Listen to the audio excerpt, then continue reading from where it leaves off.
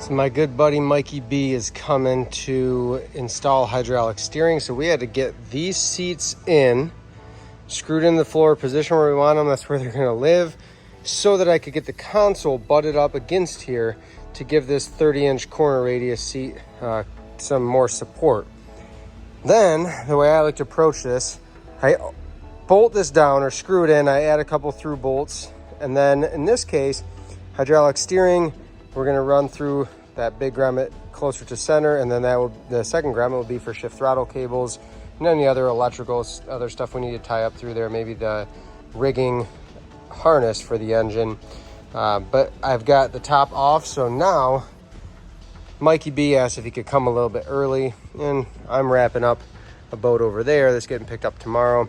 So I'm gonna get the helm installed, and then I have to run the hydraulic lines under the boat, chase them back, come out to the motor so he can install everything. It's always a little bit of a hustle, it seems like. We get ourselves into that.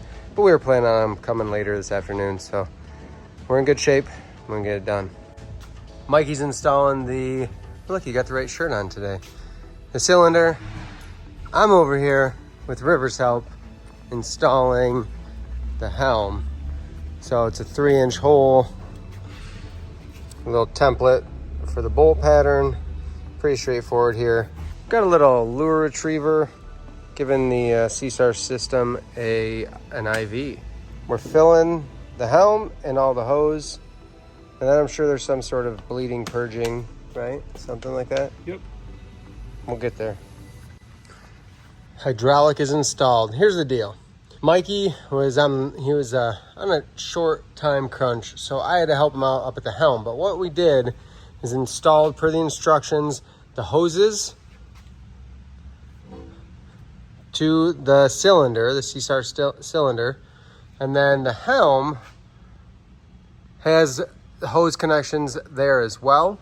Better off to have a little too much hose than not enough for hydraulic steering. So Mikey was back here, and essentially we fill as much as we can by dripping. He's kind of like an IV, like we showed you, dripping fluid in. And then from the marina, they have a nice little T connector where they run a hose from right here and right here to a bottle.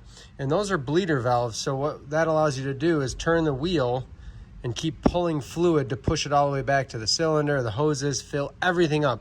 You got to fill it up. We went back and forth probably 7 or 8 times to make sure that we bled out all the air bubbles as much as possible. And then a good way to test it is, we have very little play in the motor, just a little wiggle. That's a good sign that you've got that fluid in and air bubbles out. Whenever we do a crazy project like this, he's involved. Oh, that's true, Kenny's involved. But then also, we have to move this into its final position for finishing. And we got the railings down, seats are starting to get down, steering's hooked up. Also, hey, by the way, words of wisdom from Mikey B, the mechanic, marine mechanic, who is here installing hydraulic for us.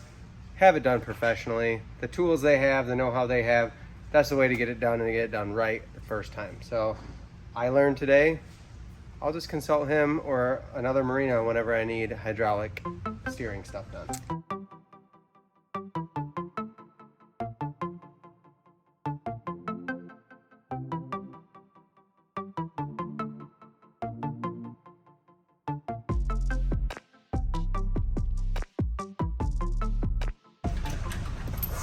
Thanks, Ken. Should do it. And that's why we CrossFit, right, boys? Yeah. I've got a pretty good start going on the fuel system. We've got a whole video way more in detail of installing a tank like this, along with the gauge and everything. So this tank has 2 vents. Talking to a mechanic, said just use one of the vents. This is our fill hose, 1.5 inch fill hose. That's our fuel sending unit. So we'll just splice in the ground and then the sending wire to that to the gauge. And we are going to do a water fuel separator with a filter on this piece of railing. So we'll run our hose from the pickup up to the water fuel separator. It'll go through and then down through that grommet in the floor. And then our batteries will be on that far side over there. Today is going to be, let's try to get everything set up for the motor to where all we have to do is put in our switches, run electrical for the stereo and the lighting. Big day. Here's what we're doing for a battery setup on this boat. There's nothing crazy. There's a stereo, 4 speakers, no amp, and then some LEDs and other things that aren't going to take a huge draw. But we did want to still do a battery switch and take advantage of the high amperage that's going to be output by the motor for charging. So we have a battery switch. This is just a Perco. It's a 4-way switch. We have off, all, or select battery 1 and 2. So the way that works is if it's off, there's no drain coming out of the batteries whatsoever going anywhere. If we select 1, we're going to be selecting power from battery 1. If we go battery 2, we're selecting number 2, and then if we select all, we're going to be drawing from both batteries, but also charging both batteries when we're running the engine. So most of the time we will be on all, because that way we can start the engine, but then we can also be pushing a charge into both batteries.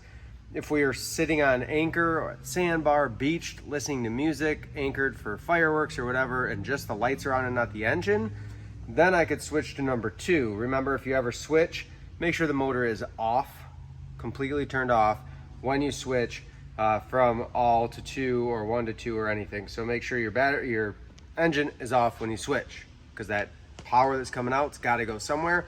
We don't want to fry this thing. So if we look at the back side, I'm going to eventually mount this to the wall of the enclosure here, but this will give you a pretty good idea of what's happening. We have battery 1.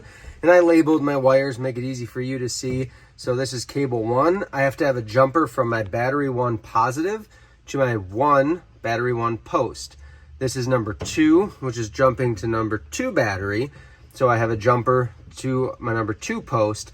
And then common is going to be the positives to any accessories, or in this case, the engine is always going to go on first on the bottom. Always put the motor first, because that takes the most draw and we don't want to have any interference if at all possible.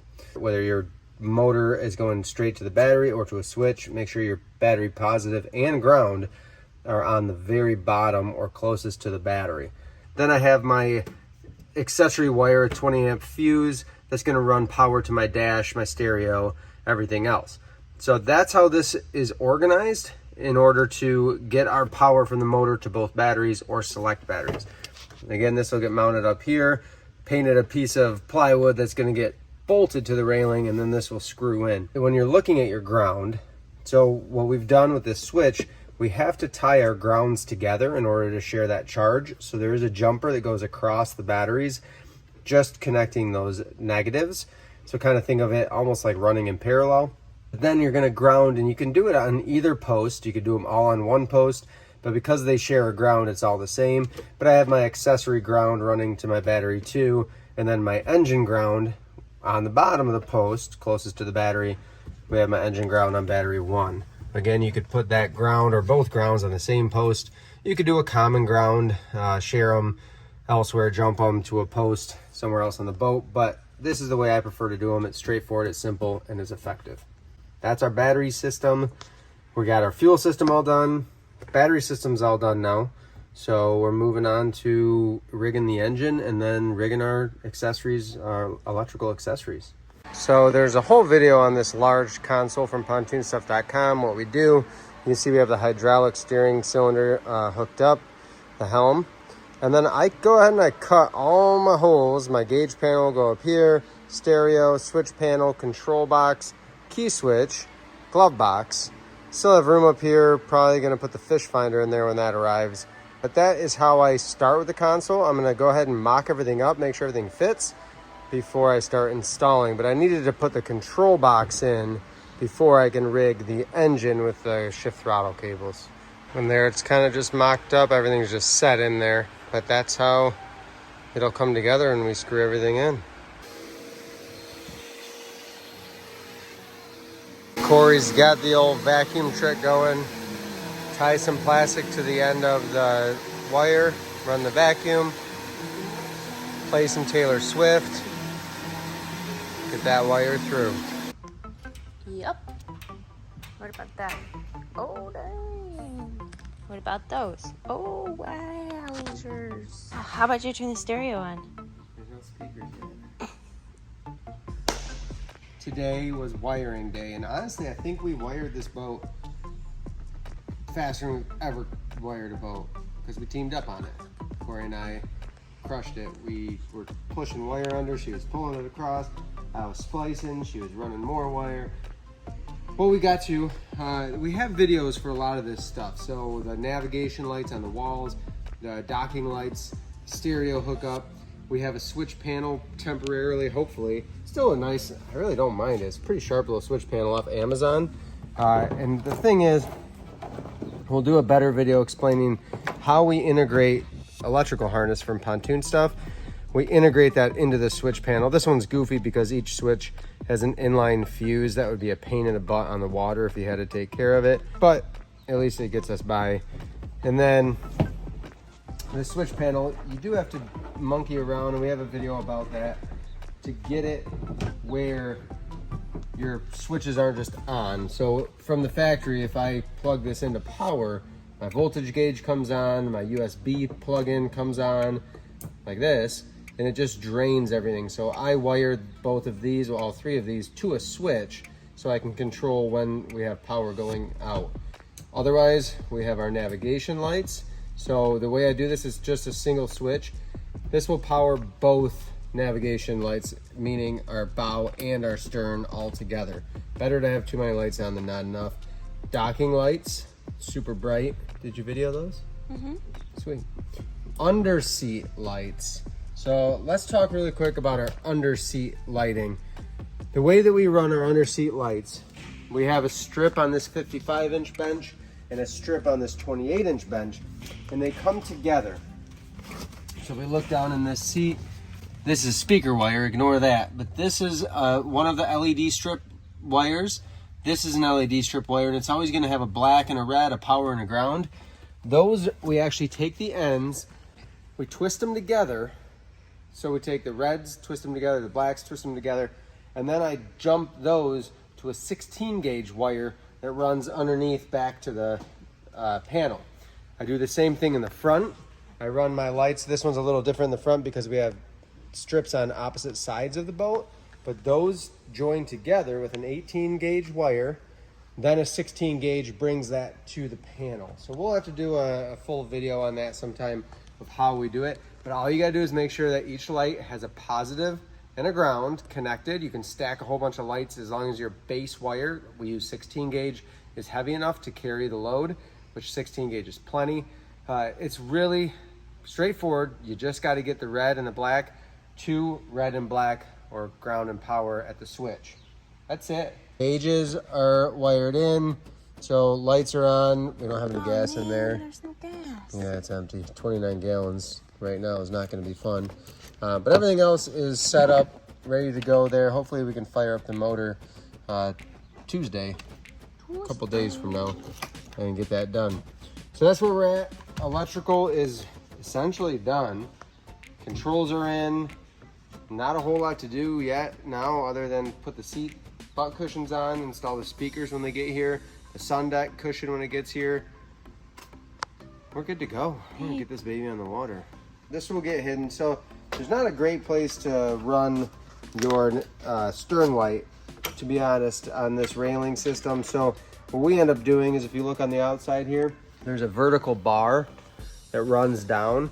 So what I'll do is I'll put a right angle tool and I'll run a strip down of the split conduit that will hide this wire, and I can use that support, that post there, to actually drill in self-tappers, and we'll put in the little wire clips. That's what I was looking for. But we'll make it look pretty. We'll tie this all up, cover everything so you don't see the red and the black. We get it done, but everything's working, everything's wired. Let's go home. Let's go home. What you working on? What? Yeah, those earbuds get me every time.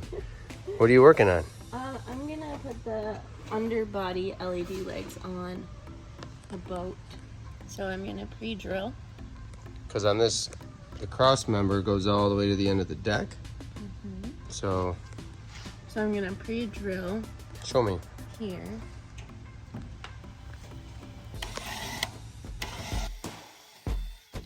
Before we go and start pinning this up, PontoonStuff.com. That's where this kit came from for the underbody LEDs. Really cool. They give you this harness that has a blue for positive, black for ground. That's part of a harness that's split. It runs all the way to the dash, and then it pigtails out or splits one to the starboard side, and then this is a little longer piece. It comes all the way across to the port side. And we wire that. It's run underneath. And I put some heat shrink butt splices on. This one I can actually hide our wiring up inside the boat. So it's hidden. Those connections are hidden, and that's where we'll pull this snug. And then Corey can put her first wire clip just like this. We are using self-tabbers, but it still just makes life easier with the, by piloting. Oh, gotta push those back up. Mm-hmm.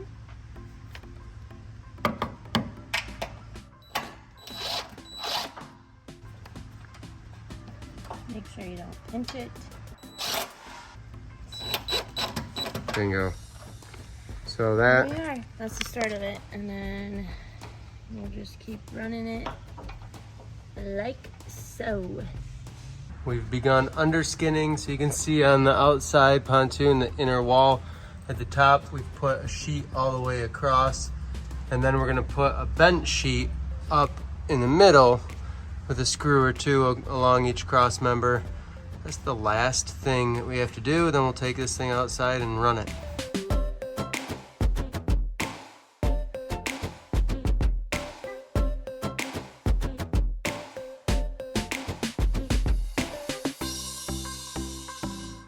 For the record, by far my least favorite thing to do when we're doing pontoon, tritoons, whatever it is underskinning.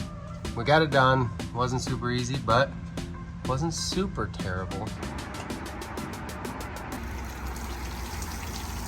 The fuel system primed up really well. So, I know it's not bad.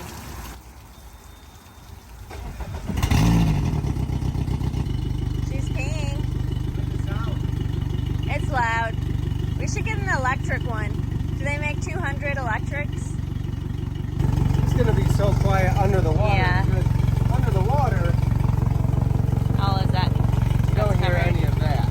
Yeah. She's beautiful. It really is.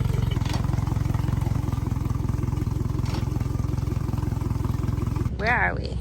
We did it. We are on beautiful Lake Belair up north in Michigan. And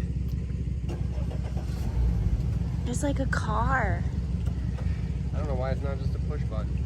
Cool. River, what do you think? What do you think, Bob? Huh? Seriously, can barely hear that thing running. I know. My initial thoughts, I love our buoyancy. The motor's nice, high and dry, not dragging cowl in the water. She's just free floating at the dock here. And that motor is so quiet. I tell you, you can be bent over right in front of it, listening for it, and it is whisper quiet. We're gonna get on and enjoy this sunset.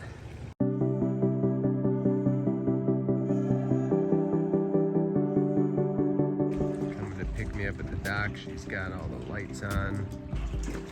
She's already just rocking, being the captain.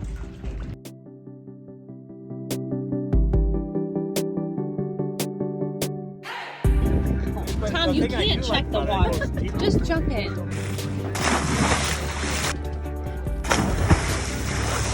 Sunglasses! Told you. Why did you have them on?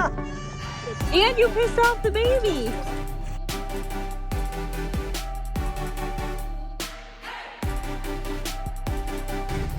Here comes Captain Corey and her first mate, River.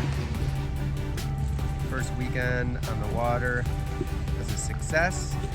We gotta swap the prop and we'll report back on how it runs. We have the new prop waiting for us back in town, so we'll see what happens. Let's see what she does.